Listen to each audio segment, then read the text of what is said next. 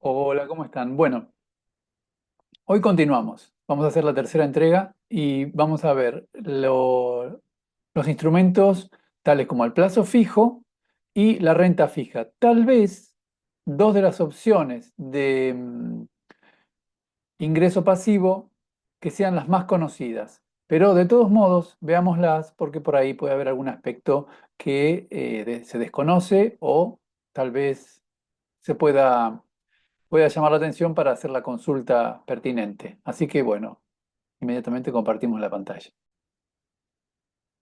Muy bien, como les decía, el depósito a plazo fijo tal vez sea el más conocido.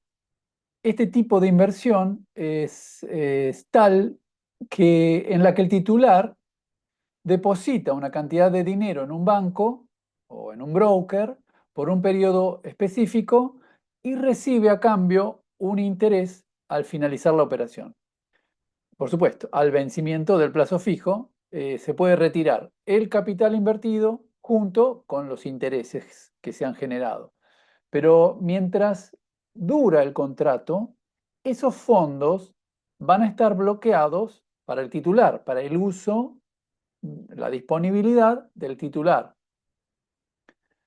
La rentabilidad de esta inversión va a depender del tiempo, del monto, de la entidad financiera que elijamos y hasta también del país que se trate, porque mientras que en un país estable se paga, digamos, en promedio, ¿no es cierto?, entre el 3 y el 5% anual, hay otros países más inestables, a veces en crisis, que han llegado a pagar hasta más del 100% al año. Generalmente esta, está totalmente asegurado el capital con muy poco riesgo.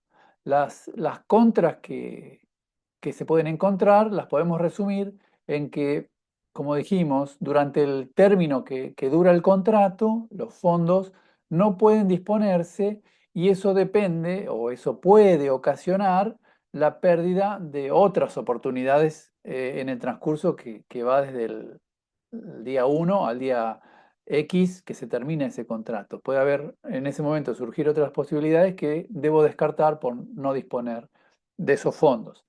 Así y todo, en determinados contextos y situaciones, puede ser una muy buena opción para ahorros excedentes. Si bien se aplica interés simple al capital invertido, en el momento dado, si al vencimiento no retiramos los intereses, estos pasarán a formar parte del capital que volverá a generar intereses en el periodo siguiente. Y si lo dejamos así en el largo plazo, convertimos el régimen de capitalización simple en régimen de capitalización compuesto y el crecimiento del monto obtenido será exponencial, ¿no es cierto? Lo podemos visualizar como una parábola, o sea que crece cada vez más. Cuanto más periodos acumulo de intereses, eso forma un nuevo capital que genera intereses más grandes. Entre los pros, entre los beneficios, podemos mencionar que es muy seguro, dado que se conoce de antemano el beneficio que se va a obtener, se asegura un porcentaje previamente, las sumas están aseguradas por el broker, por el banco generalmente, casi en todas las operaciones de plazo fijo, las sumas que uno deposita están aseguradas. Para mencionar las contras, podríamos remarcar que los fondos quedan bloqueados durante el periodo de la inversión y que las tasas de rentabilidad, como hemos visto, son bajas si queremos asumir bajo riesgo o pueden ser más altas en el caso de que querramos asumir mucho riesgo. Pero generalmente esas son situaciones que van acompañadas de un contexto inflacionario donde para compensar las tasas de inflación se suben las tasas de los plazos fijos para que la gente se vuelque a la inversión en pesos y no en la moneda extranjera de ese mercado, de ese país en especial. Pero hay que remarcarlo, estamos conociendo las características, hay que describirlo. En los últimos años, que hubo inflación en el mundo, desde la pandemia a esta parte, las tasas que eran al 1 o menos del 1, 2% en el mundo, subieron a más del 10%. Y ahora están más o menos entre el 4 y el 5% anual. Y bueno, tradicionalmente, recuerden, no superaban el 1 o el 2%. Ahora bien, existen situaciones y contextos especiales en los que esas tasas, dijimos, pueden llegar a cualquier porcentaje, 100, 1000. Hay casos, hay experiencias de países que han llegado a esos porcentajes para retener una base monetaria en sus economías, pero eso sería otro tema. Así que nos abocamos eh, a este tema en especial del plazo fijo que hemos descrito y pasemos a la otra filmina que es la de la renta fija. Entonces tenemos plazo fijo, renta fija. ¿Qué es la renta fija?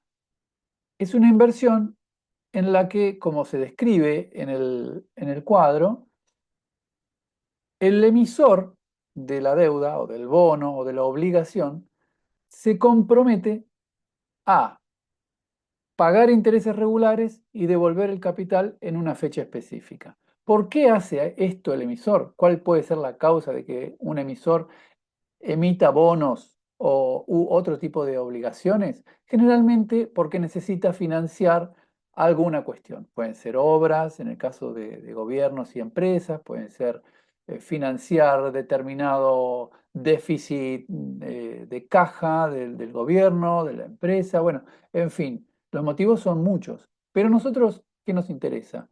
Ver cuáles son las obligaciones, los bonos que mejor rentabilidad nos van a otorgar para apostar a ellos y obtener la tan ansiada renta pasiva. ¿Qué tiene este tipo de inversión? Que son, como dijimos, bonos y obligaciones emitidos por gobiernos o grandes empresas, es que ofrecen un menor riesgo, ofrecen retornos de intereses más predecibles comparados con inversiones en renta variable, ¿verdad? Donde se asume más riesgo. Y, por supuesto, menor riesgo. Todo es más predecible. La renta, los pagos, los términos en los cuales vamos a recibir intereses y el final de la operación donde vamos a recibir el capital que habíamos invertido.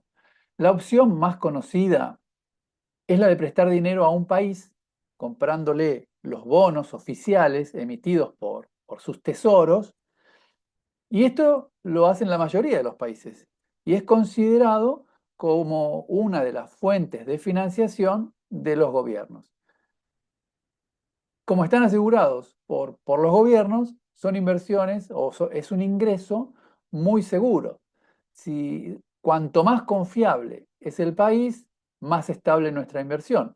Pero por otro lado, las tasas son relativamente bajas si las comparamos con otros tipos de inversión como los que hemos visto hasta el momento antes de llegar hasta aquí. Las tasas más altas las vamos a encontrar en aquellos países más inestables económicamente y que ofrecen tasas más altas justamente por ser más riesgosos a la hora de devolver sus deudas. Siempre se devuelven.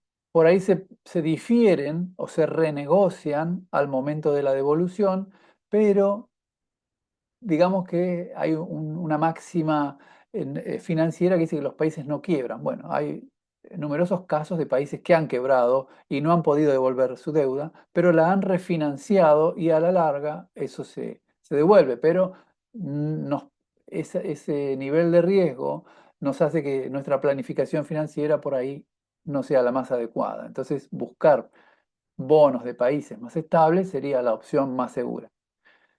Pero bueno, desde la perspectiva de un inversor, no las podemos descartar sin antes analizarlas. La renta fija la va a establecer el país emisor, o el emisor, digamos, porque también pueden ser empresas. El emisor de deuda a un término que va desde un año a 10 años, dependiendo de las necesidades financieras de estos emisores y la necesidad de atraer inversores o compradores de esta deuda. En cuanto a plataformas o brokers, podemos utilizar distintos tipos de brokers o los bancos para comprar estas deudas y también se pueden googlear otras plataformas porque esto es un continuum, va variando, aparecen nuevas plataformas para comprar, entonces lo mejor es al momento de que nos decidamos buscar, estudiar cuáles son las plataformas y a través de ellas adquirir este tipo de bonos. Pero entre esas distintas plataformas, eh, para compras de bonos de gobierno, por ejemplo, la más conocida para adquirir bonos del Tesoro de los Estados Unidos es la que está en pantalla, que es la Treasury Direct Gov, que es una de las más utilizadas, las más conocidas, las más confiables, porque está todo compaginado y coordinado por la IRS, que es como la FIP en Argentina, o el organismo de recaudación de los Estados Unidos y de control. Así que bueno, tiene bastante seguridad. Por lo pronto, esa es la que yo recomendaría. Y por otro lado, hemos avanzado dos instrumentos más de obtención de renta pasiva para analizar cualquier consulta. Siempre estamos disponibles. Esto lo hacemos más que nada por esta interna percepción de que todos nos beneficiamos cuando más sabemos, cuanto más informados estamos sobre educación financiera. Cuanto más coordinadas las sociedades estén en cuanto a tomar decisiones financieras informadas, todo el grupo social se beneficia. Entonces, esto nos mueve a